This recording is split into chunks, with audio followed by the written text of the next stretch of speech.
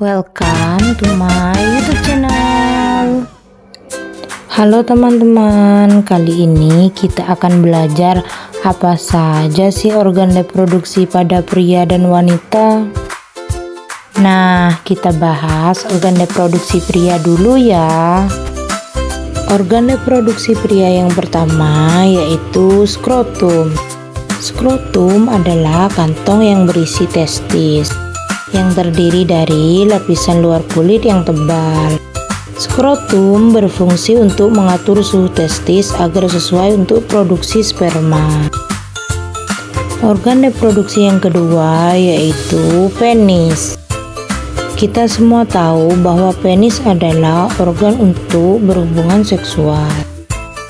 Ketika penis mengalami ereksi, penis dapat mengeluarkan sperma dan cairan mani yang disebut ejakulasi. Meskipun dari luar terlihat simpel, namun pada bagian dalam organ ini terdiri dari banyak bagian yang mempunyai fungsi penting. Organ reproduksi yang ketiga yaitu gland penis atau kepala penis. Gland penis bersifat sensitif loh dan terdapat banyak pembuluh darah dan saraf. Gland penis dibungkus oleh kulit luar yang disebut foreskin. Sebelum memasuki masa remaja, biasanya kulit ini akan dibuang yang disebut sirkumsisi atau disunat. Organ reproduksi selanjutnya yaitu testis. Testis berada dalam skrotum yang terdiri dari dua buah berbentuk bulat. Lalu, apa sih fungsi dari testis ini? Testis berfungsi untuk memproduksi sperma dan hormon reproduksi atau hormon seksual, yaitu hormon testosteron. Apakah sperma dari testis ini selalu dalam keadaan matang? Jawabannya belum ya. Ada organ yang bernama epididymis, terdiri dari dua buah yang berfungsi sebagai tempat pematangan sperma dan tempat sementara sebelum sperma dikeluarkan. Selanjutnya yaitu vas deferens, adalah saluran panjang kelanjutan dari epididymis. Fungsi dari organ ini adalah sebagai tempat transport atau jalan sperma. Organ reproduksi yang terakhir yaitu uretra. Uretra merupakan saluran akhir reproduksi yang terdapat di dalam penis. Uretra merupakan tabung yang menyalurkan urin keluar dari vesika urinaria atau kandung kemih melalui proses miksi atau buang air kecil. Panjang uretra laki-laki sekitar 23 cm hingga 25 cm. Sedangkan perempuan itu lebih pendek, yaitu sekitar 3-5 cm. Perbedaan panjang inilah yang menyebabkan keluhan infeksi saluran kencing atau USK lebih sering pada wanita. Selanjutnya yaitu organ reproduksi pada wanita, yaitu ada klitoris, labia mayora, labia minora, lubang uretra, dan vagina. Nah, yang pertama yaitu klitoris.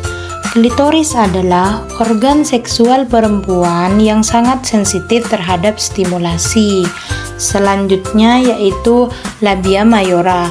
Labia mayora yaitu bibir vagina bagian luar, sedangkan labia minora adalah bibir vagina bagian dalam.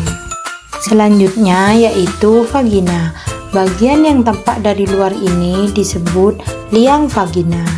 Dan bagian dalam inilah tampak vagina secara keseluruhan. Sebenarnya vagina termasuk organ reproduksi bagian dalam ya. Vagina adalah organ hubungan seksual pada perempuan dan juga berfungsi sebagai jalan lahir bagi bayi yang sudah siap dilahirkan. Sekarang kita lanjut lihat organ di dalamnya ya. Nah, ini dia organ reproduksi yang selanjutnya ya.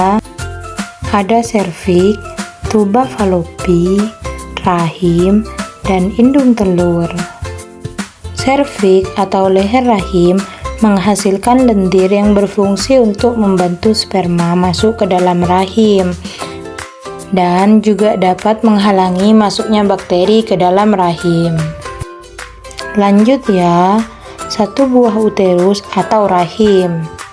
Lapisan terdalam uterus disebut endometrium dan lapisan bagian tengah myometrium, sedangkan lapisan bagian luar disebut perimetrium.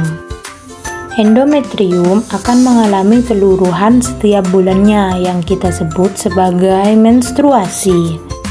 Kalau dua buah tuba falopi ini adalah saluran yang dilewati sel telur dari indung telur menuju rahim pada saat sel telur tidak dibuahi. Selain itu, tuba falopi ini juga berfungsi sebagai tempat terjadinya pertemuan antara sel sperma dan sel telur. Terakhir adalah dua buah indung telur atau ovarium, kanan dan kiri. Berfungsi menghasilkan satu sel telur secara bergantian tiap bulannya. Selain itu, indung telur juga berfungsi menghasilkan hormon estrogen dan progesteron. Hormon ini berfungsi menjalankan fungsi reproduksi pada perempuan, salah satunya berperan dalam proses menstruasi atau pada saat perempuan tersebut hamil. Gimana, sudah paham belum? Semoga teman-teman semua paham ya.